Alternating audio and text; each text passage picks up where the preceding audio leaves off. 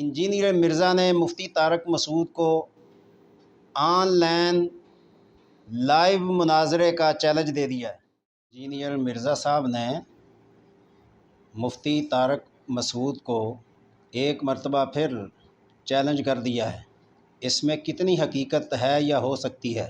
اصل بات کرنے سے پہلے میں اتنا بتانا ضروری سمجھتا ہوں کہ جب پچھلے مرتبہ انجینئر مرزا نے مفتی صاحب کو روبرو بیٹھنے کا چیلنج دیا تھا اور مفتی صاحب کراچی سے طویل سفر کر کے جہلم آئے اور اپنے ساتھ ثبوت لے کر آئے، تو مرزا صاحب نہ ملے اور کبھی کہا کہ وہ اسلام آباد میں ہیں، کبھی کچھ آئیں بائیں چائیں کر کے ٹائم گزار دیا۔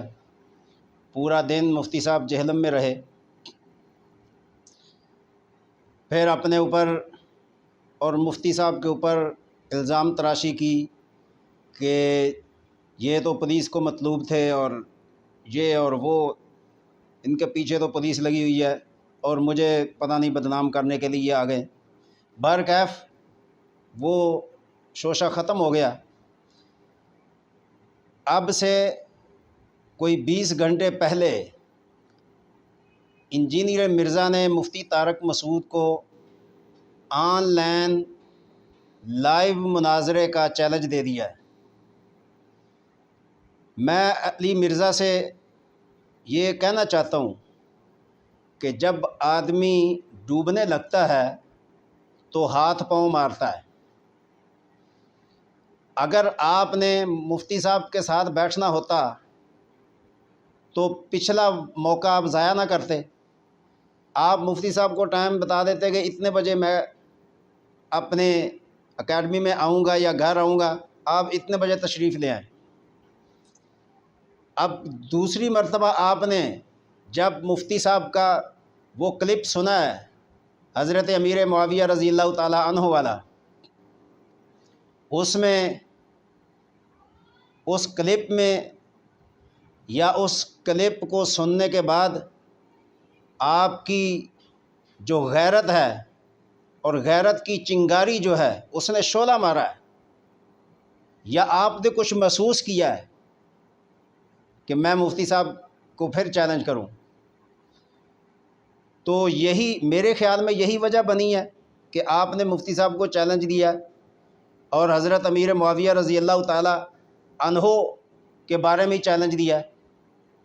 اور جو آپ نے 3 شرطیں لگا دی ہیں، یہ شرطیں تو فریقین کے سامنے طے ہوتی ہیں نا، آپ نے تنہا اپنی مرضی سے طے کر دی ہیں۔ آپ مفتی صاحب کی رائے لے کر یہ شرطیں طے کرتے اور آپ ایک قسم کی یہ شرطیں مسلط کرنا چاہتے ہیں۔ لیکن پھر بھی میں مفتی طارق مسعود صاحب کا یہ ظرف سمجھوں گا کہ آپ کی یہ شرطیں بھی وہ قبول کر لیں۔ اور اگلی بات میں اس وقت کروں گا جب مفتی صاحب آپ کا چیلنج قبول کر کے اعلان کر دیں گے کہ میں آپ کا چیلنج قبول کرتا ہوں، لہٰذا وقت کا تعین کیا جائے۔ اس کے بعد پھر میں بتاؤں گا کہ اب آپ کے کہاں کہاں چھکے چھوٹنے والے ہیں۔ یہ جو آپ کہتے ہیں نا کہ میں نے تمہارے بزرگوں کی اور بڑوں کی علمی طور پر طبیعت صاف کر دی ہے، اب آپ کی طبیعت صاف ہونے کا وقت آ گیا ہے۔ اپنی طبیعت کی مالش کریں، انشاءاللہ اس کی ایسی صفائی بھی ہوگی اور ٹھکائی بھی ہوگی کہ جو آپ علمی کی رٹ لگاتے رہتے ہیں نا، قرآن و سنت کو سمجھنے سوچنے کے لیے، بولنے کے لیے صرف ایک تنہا آدمی یہ کام نہیں کر سکتا۔ آپ اس وقت دنیا میں کتنے مفتیان ہیں، کتنے آپ کے ساتھ ہیں جو آپ دوسروں کی طبیعت صاف کرتے ہیں، اور اب جب سارے مل کر تمہاری طبیعت صاف کریں گے تو طبیعت تمہاری انشاءاللہ نظر نہیں آئے گی۔ تو بہرکیف ہم انتظار میں ہیں کہ مفتی طارق مسعود صاحب دامت برکاتہم آپ کا یہ چیلنج قبول کرنے کے بعد جو اعلان کرتے ہیں، انشاءاللہ اس کے بعد پھر آپ کی طبیعت کے بارے میں ہماری جو رائے ہوگی وہ انشاءاللہ عوام کے سامنے آئے گی۔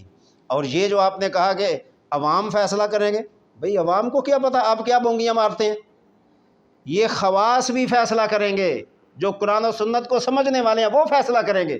عوام کیا فیصلہ کرے گی؟ عوام میں تو کچھ دین کی طرف راغب ہوتے ہیں، کوئی نہیں ہوتے ہیں، کوئی نارمل ہوتے ہیں، کوئی زیادہ ہوتے ہیں، کوئی کم ہوتے ہیں۔ تو عوام کو زیادہ کو آپ کی بھونگیوں کا نہیں پتہ۔